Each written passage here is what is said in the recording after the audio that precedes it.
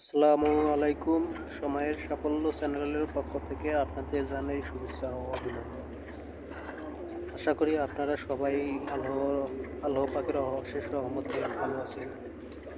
আজকে আমি আপনাদের মাঝে উপস্থিত হয়েছি মোহাম্মদ মাহফুজুর রহমান, সৌদি আরব থেকে।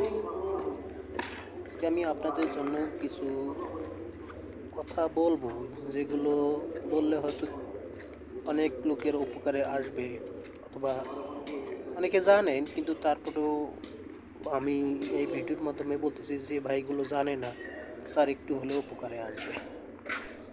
আমরা যারা কোনো কাজ জানি না, বাপের হোটেলে বসে খাইছি, ঘুমাইছি আর ঘুরে বেড়াইছি, কিন্তু যখন পারিবারিক সমস্যায় পড়ি, পরিবারের চাপে অথবা টাকা পয়সার কারণে অথবা দালালের খপ্পরে পড়ে আমরা বিদেশে আসি।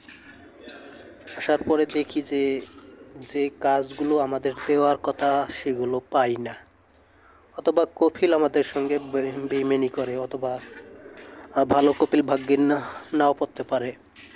বিভিন্ন সমস্যার কারণে আমাদের যে কাজগুলো করার কথা সেগুলো কাজ পায় না, বা তখন এখানকার কপিলেরা যে কাজ দেয়, মানে শরিকা যে কাজ দেয় সেই শরিকার আন্ডারে কাজগুলো বাধ্য হয়ে করতে হয়, যার কারণে আমাদের অনেক কষ্ট হয়। এগুলো থেকে মুক্তি পাওয়ার জন্য আমাদের অবশ্যই নিজেকে কিছু ডেভেলপ করা দরকার।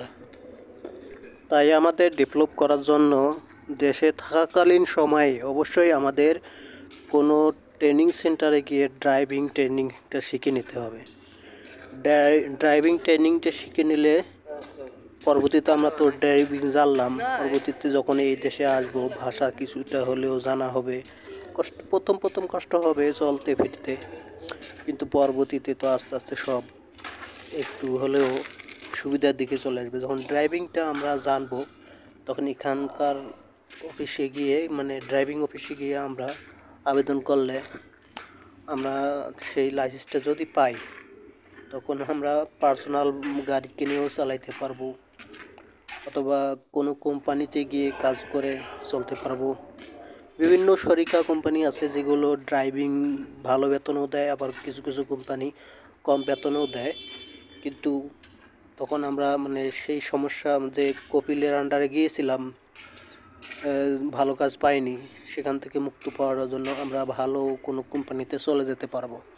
এখন কিন্তু সৌদিতে সেই সিস্টেম চালু হয়ে গেছে যে এক শরিকের আন্ডারে কাজ করতে না পারলে অন্য শরিকের কাছে যাওয়া যায়।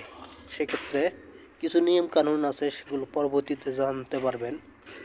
আমিও যখন প্রথমে আসছিলাম এসে ধরা খাইছি, মানে দালালের খপ্পরে পরে আমিও ধরা খাইছি। এখানে আসার পরে আমি যে কোম্পানিতে আসছিলাম সেই কোম্পানিতে আমিনুল ভাই কি খবর, আমি যে কাজের জন্য আসছিলাম সেই কাজ আমাকে দেওয়া হয়নি, যার ফলে আমার অনেক কষ্ট হয়েছিল। 3 মাস আমি অত্যন্ত খুব কষ্ট করেছি। এখন বাড়ি থেকে টাকাও আনতে পারি না, খেতেও হয়, বেতনও তেমন দেয় না। 3 মাসে মনে হয় আমাকে সর্বোচ্চ 2300 রিয়াল দিয়েছিল। এই 2300 রিয়াল আমি বাড়িতে কোনো খরচ দেয় নাই, নিজে খাইছি। সেটা দিয়েছিল আবার 3 মাস পর লাস্টে, মানে 2300 রিয়াল দিয়ে আমি আরও 3 মাস চলছি। চলার পরে আমার 6 মাস এইভাবে নষ্ট হয়ে গেল। তখন আমি ওই কোম্পানি থেকে পালিয়ে এসেছি আর এক কোম্পানিতে। আসার পরে এক বড় ভাইয়ের মাধ্যমে পরিচিত হয়ে এক কোম্পানিতে, অন্য শরিকার কোম্পানিতে চলে আসছি। সেখানে ইন্টারভিউ দিলাম। আমি কিন্তু আগে থেকেই জানতাম ইলেকট্রিকের কাজ। ইন্টারভিউ দিলাম, ইন্টারভিউয়ে আমি গ্রাউন্ডিং যে বসানো হয় না সেইগুলোতে সিলেক্ট হলাম। ইনশাআল্লাহ ভালো বেতনে পেলাম, সে কবিলটাও ভালো ছিল।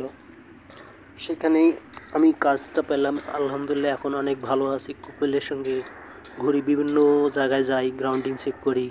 কপিলও আবার অনেক ভালো, কি কপিলটা বিভিন্ন কোম্পানিতে যায়, কাজ নেয়, কাজ নিয়ে কাজ করায়, এবং ওই কোম্পানিগুলোর কাছ থেকে ভিসাও নেয়, অনেক ধরনের কাজ করায়।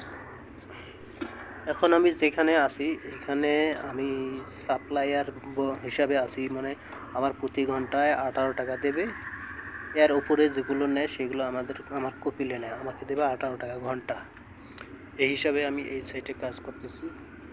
ইনশাআল্লাহ আমি ভালোই আছি। প্রায় 1 বছর থেকে এই সাইটেই কাজ করতেছি। প্রতিদিন আমি 8 ঘন্টা করে কাজ করি। 9 ঘন্টা থাকতে হয়, 8 ঘন্টা করে, 1 ঘন্টা হচ্ছে খাওয়ার বিরতি, 8 ঘন্টা করে আমার কাজ। 8 ঘন্টার টাকা পাই আমি, প্রতি ঘন্টায় 18 টাকা করে। এই হলো অবস্থা আমার। আশা করি ভালো থাকবেন আপনারা।